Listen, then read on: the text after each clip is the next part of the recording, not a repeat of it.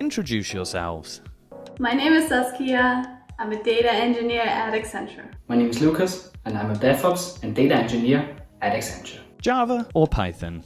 I prefer Python. It's simpler, easier to code, and more flexible than Java. I grew up in northern Germany, so definitely Python, because in Hamburg we like it simple and clean. Agile or Waterfall? Waterfalls are beautiful in Canada, but very ugly at work.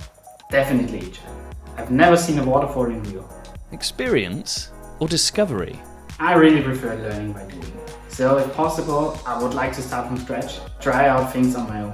My mom keeps saying, with the wind in your sails, there's always land in sight.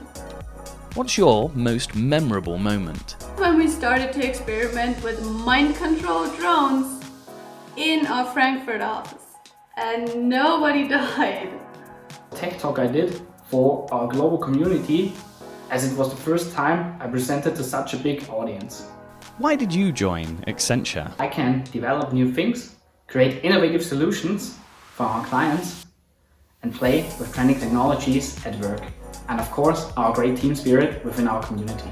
In a place where everyone, from junior to leadership, communicates at eye level.